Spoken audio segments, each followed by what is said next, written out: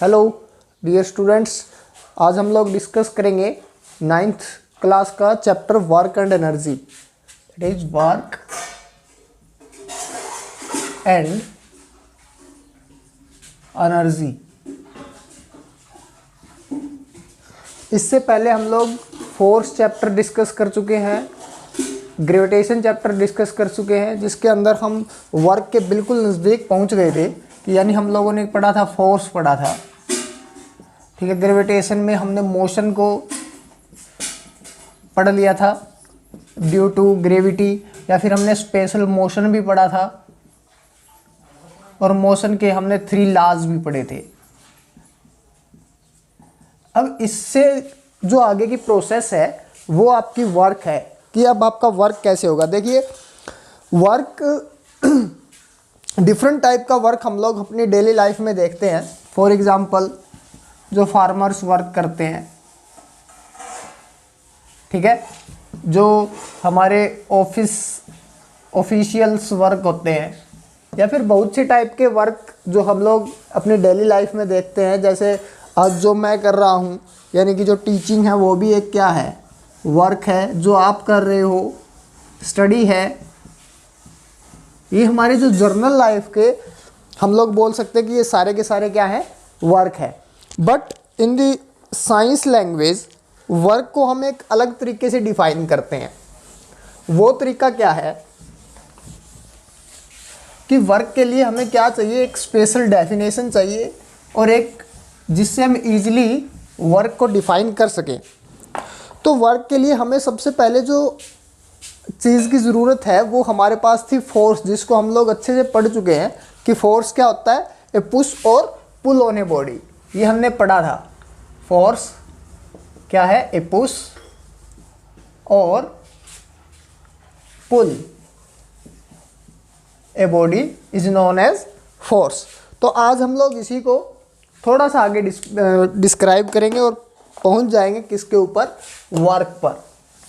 तो वर्क क्या होता है, बेसिकली आप लोगों ने वर्क की डेफिनेशन जो लिखनी है वो कैसे लिखनी है। वर्क हमने 2 चीज़ें पढ़ी थी, एक था डिस्टेंस और एक था डिस्प्लेसमेंट।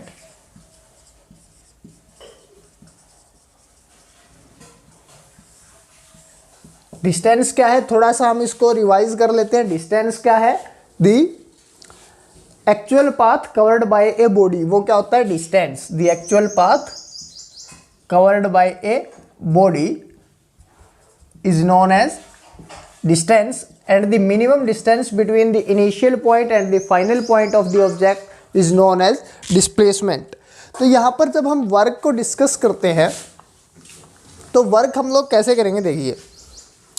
जैसे लेट कर लेते हैं, ये टेबल है, ठीक है, ये एक हमारे पास टेबल है। इस टेबल के ऊपर एक ब्लॉक है, टेबल पर ये ब्लॉक है, इसके ऊपर एक फोर्स लगता है। फोर्स को हम लेट कर लेते हैं, ये है 5 न्यूटन। ऐसा unit of force is Newton. तो ये जो फोर्स है वो कितने न्यूटन का लग रहा है, 5 न्यूटन का। और इसके अंदर जो डिस्प्लेसमेंट आई, अगर ये अनबैलेंस फोर्स है, देखिए ये इसकी पोजीशन थी, लेट कर लेते हैं P, और ये अब इसकी पोजीशन आ गई P dash. After some time जब इसके ऊपर क्या लगा, ये 5 न्यूटन का फोर्स लगा। जब भी मोशन आएगा आपको पता होगा कि अनबैलेंस्ड फोर्स के अंदर आएगा। मोशन के लिए आपको क्या चाहिए, अनबैलेंस्ड फोर्स। कभी भी बैलेंस्ड फोर्स के अंदर मोशन नहीं आएगा। जैसे फॉर एग्जांपल, अगर कोई ऑब्जेक्ट इस तरह से रखा हुआ है और इसके ऊपर 4 न्यूटन फोर्स यहाँ से लग रहा है, 4 न्यूटन फोर्स यहाँ से लग रहा है, और जो फोर्स अपवर्ड है उतना ही फोर्स क्या है, डाउनवर्ड है, लेट कर लेते हैं, ये 5 न्यूटन है। तो इसके अंदर कोई भी क्या नहीं आएगा, मोशन नहीं आएगा। हो सकता है बॉडी की शेप चेंज हो जाए, बट इसके अंदर मोशन नहीं आएगा। तो यहाँ पर हम बाकी फोर्सेस को नेग्लिजिबल लेट कर लेते हैं, या फिर हम ये बोल सकते हैं कि यहाँ पर जो टोटल फोर्स लग रहा है, ठीक है, सभी इधर वाले फोर्स को या फ्रिक्शनल फोर्स को काट पीट के जो फोर्स हमारे पास बचा वो कितना आया, 5 न्यूटन। 5 न्यूटन की वजह से लेट कर लेते हैं कि इसने 10 मीटर डिस्टेंस कवर कर लिया। How much distance, 10 metre. तो जब हम लोग वर्क को लिखते हैं तो हम लोग वर्क को लिखते हैं work is equal to force into में डिस्प्लेसमेंट, फोर्स इनटू डिस्प्लेसमेंट, यानी कि जितना आपने इसके ऊपर फोर्स लगाया और इनटू में जितना ये ऑब्जेक्ट चला, ठीक है, जितना भी ये ऑब्जेक्ट चलेगा और जितना आपने फोर्स लगाया उनका प्रोडक्ट क्या कहलाएगा, आपका वर्क कहलाएगा। यानी कि अगर हम वर्क की डेफिनेशन लिखें तो हम लोग लिख सकते हैं the product of force and displacement, the product of force and displacement is known as work, is known as work। ये आप लोग लिख सकते हो in the definition of force, sorry work. अब इसके अंदर क्या होता है, जैसे देखिए अगर हम साइंस की भाषा में बात करें तो लेट कर लेते हैं कि जैसे ये कोई सर्कुलर पाथ है, ठीक है, इसके ऊपर कोई जैसे ये सर्कुलर आपका पाथ बना हुआ है और कोई एथलीट इसके ऊपर दौड़ रहा है, ठीक है। अगर कोई एथलीट इसके ऊपर दौड़ रहा है और वो एक रिवॉल्यूशन पूरा करता है, ठीक है, एक रेवोल्यूशन पूरा करता है, तो उस एक रिवॉल्यूशन के अंदर अगर आपसे ये पूछा जाए कि उसने वर्क कितना किया, वर्क आपसे पूछा गया तो आप वर्क कितना बताओगे। देखिए क्या है, हमारे पास जो फॉर्मूला है F is equal to work is equal to F dot S, ठीक है, F डॉट एस। तो यहां पर क्या लिखा हुआ है, force work is equal to F dot S, यानी कि product of force and displacement. अगर हम यहां से डिस्प्लेसमेंट इसकी फाइंड आउट करने की कोशिश करें तो ये एथलीट का जो इनिशियल पोजीशन है वो ए थी, उसने एक रिवॉल्यूशन कंप्लीट किया और इसी ए पोजीशन पर आ गया। यानी अगर हम डिस्प्लेसमेंट फाइंड आउट करें तो minimum distance between initial point and final point is known as displacement. तो यहाँ से इसका जो डिस्प्लेसमेंट आया वो कितना आया, 0। डिस्प्लेसमेंट कितना आया, 0। तो फोर्स उसने कितना भी लगाया हो उसका वर्क कितना हो जाएगा, 0। यानी कि एक रिवॉल्यूशन का उसका कोई भी वर्क काउंट नहीं होगा। अगर हम जनरली देखें तो ये बात भी सही है, क्योंकि वो यहीं पे था, उसने एक चक्कर बेवकूफ़ी में लगाया, साइंस ये मानती है, इसलिए वर्क क्या है, 0। अगर उसको यहीं पर पहुंचना था तो उसका वर्क क्या माना जाएगा, 0 माना जाएगा। यहाँ पर तो ये पहले था ही ना, ठीक है। अब सेकंड थिंग जो इसके अंदर आपको सीखनी है,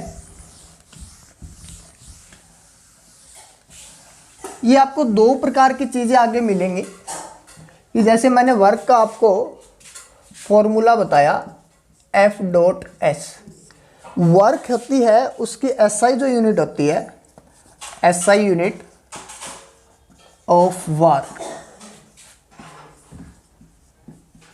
is joule, SI unit of work is joule, ठीक है, जिसको हम लोग डिनोट करेंगे कैपिटल J से, ठीक है। और जो वर्क होता है वो क्या होता है, वेक्टर क्वांटिटी होती है, work is a vector quantity.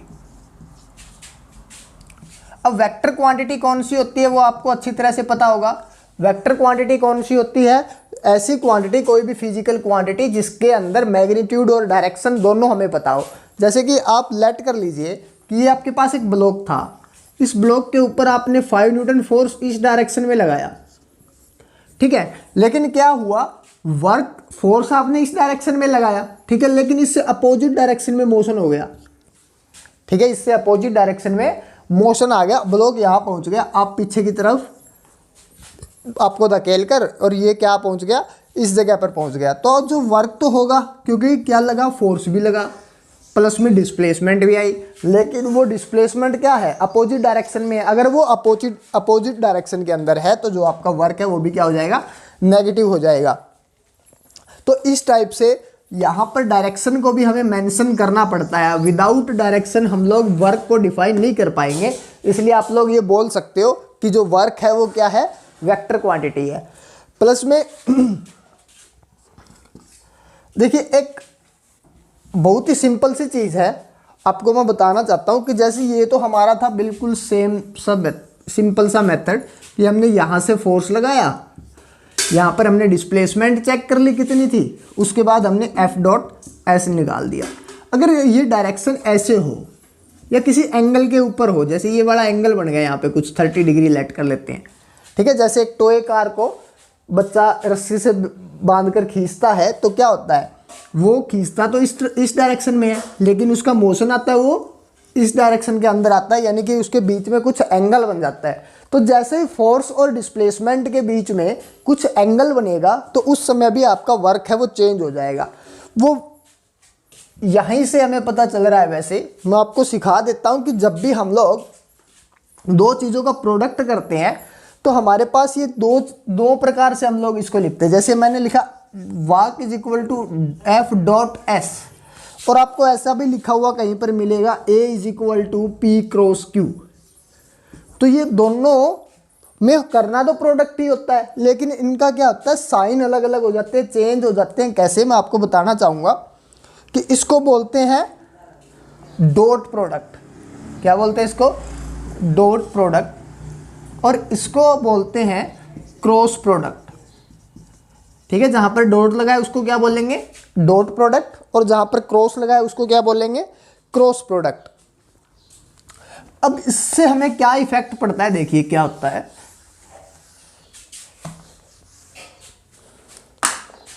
Dot product का मतलब होता है कि F और S को मल्टीप्लाई करो सिंपली, और उसके बाद कोस थीटा। ये थीटा वगैरह आपके अभी तक नहीं आए होंगे, मैं आपको थोड़ा सा एक्सप्लेन कर दूंगा, आपको ज़्यादा सोचने की ज़रूरत नहीं है। यहाँ तक का काम आपका ज़्यादा होगा, ये होगा लेकिन बहुत ही कम होगा। ठीक है, तो F डॉट एस क्या बोलते हैं, डॉट प्रोडक्ट, जिसको अगर हम सिंप्लीफाई करें तो लिखेंगे एफ एस कोस थीटा।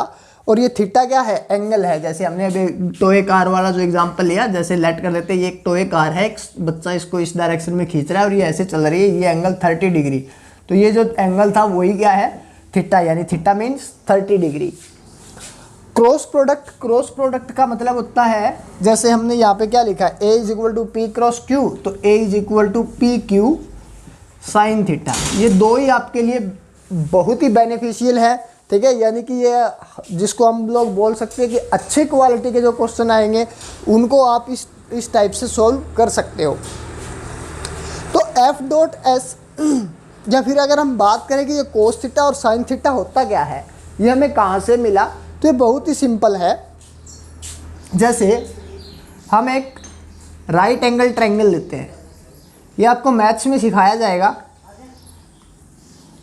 ये एक राइट एंगल ट्रायंगल है, इसका ये बेस है, ये परपेंडिकुलर है और ये हाइपोटेन्यूज है। ठीक है, ये तो आपको पता ही है। तो यहाँ पर इसको मैं कुछ ऐसे लिख रहा हूँ, परपेंडिकुलर बेस परपेंडिकुलर।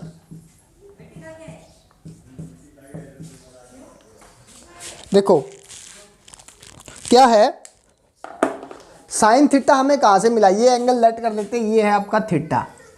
अगर आपको इस ट्रायंगल के अंदर साइन थीटा फाइंड आउट करना हो तो आप ये ट्रिक याद रखोगे। ठीक है, इसको अलग अलग तरीके से बोला जाता है याद रखने के लिए, पी बी पी और उसके नीचे एच एच बी। आप क्या बोल सकते हो इसको, पंडित बद्री प्रसाद हर हर बोले, ऐसे आप याद रख सकते हो, पंडित बद्री प्रसाद हर हर बोले। या फिर इसको आप ऐसे भी कर सकते हो, पाकिस्तान भूखा प्यासा, हिंदुस्तान हरा भरा। ठीक है, लेकिन वो थोड़ा सा किसी देश को नीचा दिखाने वाली बात है, वो हम लोग नहीं करेंगे। तो हम लोग क्या रखेंगे याद, पंडित बद्री प्रसाद हर हर बोले, ऐसे हम अब इसको याद रखेंगे। तो P बाय एच, यहाँ पे अब इसको ये अपॉन में ये एक फॉर्मूला है P बाय एच। ठीक है, तो ये किसके लिए होगा, साइन थीटा के लिए। ठीक है, P बाय एच किसके लिए हो गया, साइन थीटा के लिए, और जो B बाय एच है वो हो गया कोस थीटा के लिए।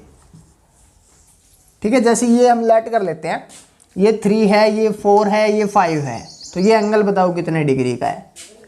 ठीक है, अगर आपसे ऐसा पूछा जाए तो हम लोग क्या कर सकते हैं डायरेक्टली, जैसे हमने साइन थीटा लगा दिया, साइन थीटा कितना, P P यानी हमारा कितना 4 और बाय H हमारा कितना 5।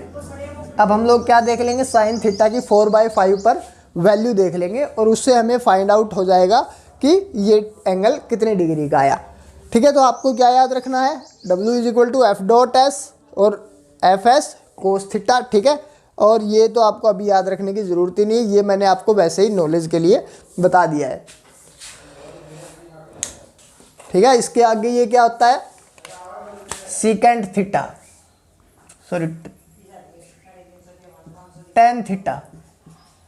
ठीक है, साइन कोस टेन, ये साइन का उल्टा क्या हो जाएगा, कोसिकेंट, कोस का उल्टा सीकेंट और टेन का उल्टा कोटेंजेंट,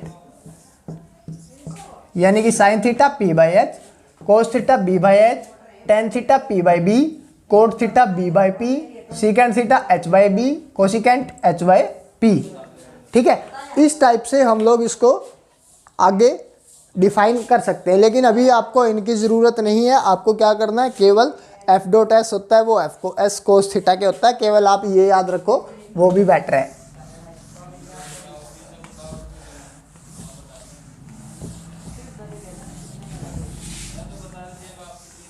अब इसके बाद हमें क्या करना है,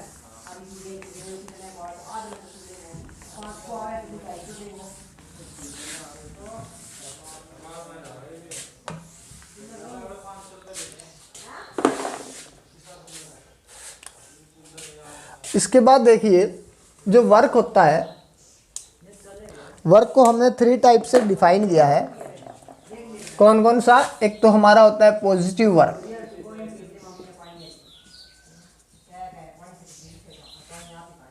दूसरा होता है नेगेटिव वर्क,